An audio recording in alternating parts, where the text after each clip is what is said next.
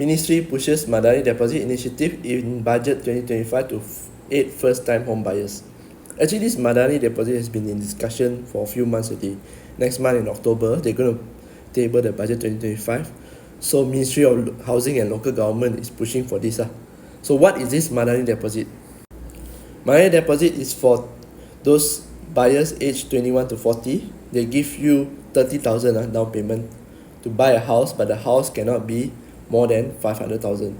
So actually it's an impressive number. 76.9% of people in Malaysia actually own their home compared to renting. So this deposit, right, will be released only to housing developer account to make sure that the people that are eligible actually buy and purchase a house.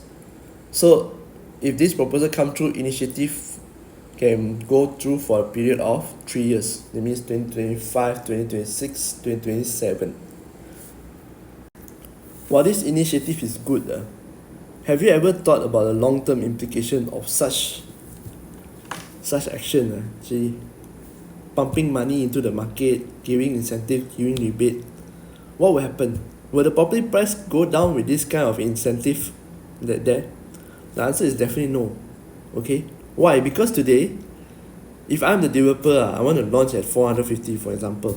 Then suddenly you give me this Madani Deposit, say minimum is 500k. What do you think will happen? I will change my plan. Even APDL approve also, I calculate. Oh, I can make more if I change the price to 500k. I change. I pay for the cancellation, pay the architect again, still earn money. Why not? Because the 30,000 is covered. I definitely will get one. As for 3 years or more, I can plan my pipeline for next 3 years. 450 become 500k. 400k also I stretch until 500k. Because why? Because minimum is 500k. So will property price go down? No. Encourage it go up some more. Next, you are also giving the developer the false impression of demand. By actually giving this kind of incentive, you give a false impression of demand. Oh, I launched this, also all finished. I launched this, also all finished. Oh, means the market actually wants to have this kind of property, this kind of price can move. So I launch. Oh, cannot sell finish. Never mind. I wait for government initiative. Right? So you don't encourage the developer to actually do their own research and price it accordingly. How the property price going to go down? Because every time when I cannot sell my stock, I just have to start crying to the government and say, you need to help me. My labor cost increase, my material cost increase. The economy not good. Oh, you need to help me because behind me got so many industry, whatever lah, so many excuses lah. Why? If I'm the developer today, I will do the same thing because I can earn money. If I'm the developer today, I don't need to change. I keep on launching myself. Correct?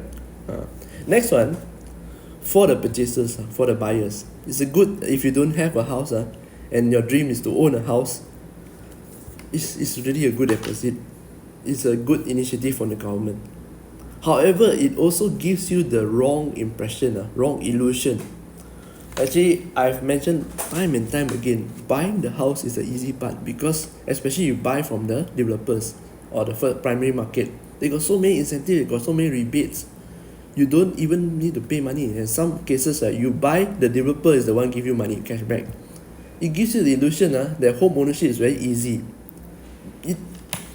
It doesn't help the purchasers, the buyers, to cultivate that financial discipline, financial planning and discipline. Because to accumulate that 10% down payment, you actually need financial discipline. And once you have that financial discipline, you also will, once you own a home, right, you will understand there's more to the home expenses other than your installment. There's so many other things that you cannot expect things that you can expect, money expenses, and things that you don't expect. This one, we never share with them. These are the expectations when you own a home. But instead, we give them and say, hey, this is the money. Go and buy a house.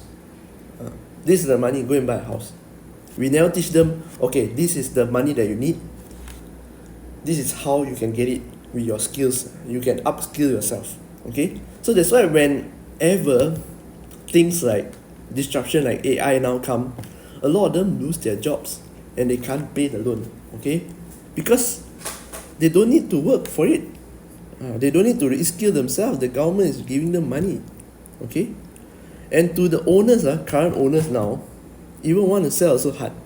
You get stuck already, you also get hard. Sub-sales. Sub-sales, government never give any incentive one. Normal lah, sub-sales. Sub-sales, once you buy already, it's off from developer's hand. You yourself determined by the market forces. This one really, the market is the one that determine the price. So the market is the real boss. Is the real demand. You want to know what's your property value, real value is, you put it in the market for sale. Once you get inquiries, then you know, then that is the market demand. Okay, for most properties lah. I'm not saying all. But I digress. I just want you to, each time, right, see any news, as I always do in this kind of videos, to think, why is the government doing this? And is it good for me? Is it good for me? Okay, if I'm not saying that you don't think free money, who don't want? I also want it. So, but if you are already stable, and this one, and you're thinking about getting a house, whether you're getting married or you want to have kids or whatever it is, but you're already stable, you have some money saved aside for your investment, your emergency, your insurance, please take the advantage of this initiative. If the initiative is announced on budget 2025, 30,000 is a lot of money, you know. Take a long time to save it for most people. Okay, just know what you're getting yourself into. That's all I ask. So this is Kenny here from Property Stories, and I'll see you again next video.